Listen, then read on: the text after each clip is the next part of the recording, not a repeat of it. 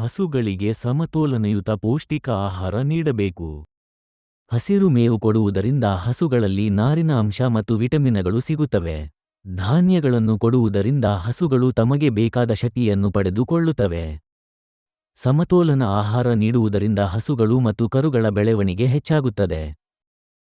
ಪ್ರತಿದಿನ ಹಸಿರು ಮೇವು ಮತ್ತು ಒಣ ಮೇವು ಕೊಡಬೇಕು.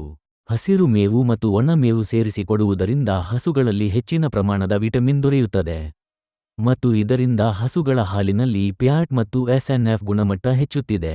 ಇದರಿಂದ ರೈತರಿಗೆ ಹೆಚ್ಚಿನ ಆದಾಯ ಸಿಗುತ್ತದೆ. ಹೆಚ್ಚು ಶುದ್ಧ ಮತ್ತು ತಾಜಾ ನೀರನ್ನು ಕುಡಿಸಬೇಕು. ಹಸು ಹೆಚ್ಚು ನೀರು ಕುಡಿಯುವುದರಿಂದ ನಿಮ್ಮ ಹಸುಗಳ ಹಾಲು ಉತ್ಪಾದನೆ ಹೆಚ್ಚಾಗುತ್ತದೆ. ತಿಂದಿರುವ ಆಹಾರ ಚೆನ್ನಾಗಿ ಜೀರ್ಣ ಆಗುತ್ತದೆ.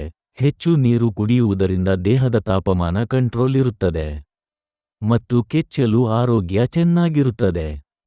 ಖನಿಜ ಮಿಶ್ರಣ ಹಾಗೂ ವಿಟಮಿನ್ಗಳನ್ನು ಆಹಾರದಲ್ಲಿ ಸೇರಿಸಬೇಕು. ಪ್ರತಿದಿನ ನಿಮ್ಮ ಹಸುಗಳಿಗೆ ಮಿನರಲ್ ಮಿಕ್ಸ್ಚರ್ ಕೊಡಬೇಕು. ಕರು ಹಾಕಿದ ಹಸುಗಳಿಗೆ ದಿನಕ್ಕೆ 100 ಗ್ರಾಂ ಕೊಡಿ. ಬೇರೆ ಹಸುಗಳಿಗೆ ದಿನಕ್ಕೆ 50 ರಿಂದ 60 ಗ್ರಾಂ ಕೊಡಬೇಕು ಮತ್ತು ಅಳತೆ ಮಾಡಿಕೊಡುವುದು ಸೂಕ್ತ. ಖನಿಜ ಮಿಶ್ರಣದಿಂದ ಕ್ಯಾಲ್ಸಿಯಂ, ಫಾಸ್ಫರಸ್ನಂತಹ ವಿಟಮಿನ್ ಪಡೆಯಲು ಸಹಾಯವಾಗುತ್ತದೆ. ಸಮಯಕ್ಕೆ ಸರಿಯಾಗಿ ಹಾಲು ಕರೆಯಬೇಕು.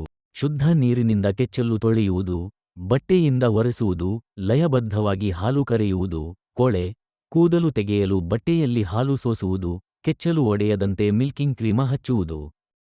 ಹಸುಗಳ ವಾಸಸ್ಥಳವನ್ನು ಸ್ವಚ್ಛವಾಗಿ ಇಡಬೇಕು. ಇಂತಹ ವಾತಾವರಣದಲ್ಲಿ ಹಸು ಒತ್ತಡ ಇಲ್ಲದೆ ಇರುತ್ತವೆ ಮತ್ತು ನಿಮ್ಮ ಹಸು 1 ರಿಂದ 2 ಲೀಟರ್ ಹಾಲು ಜಾಸ್ತಿ ಕೊಡುತ್ತದೆ.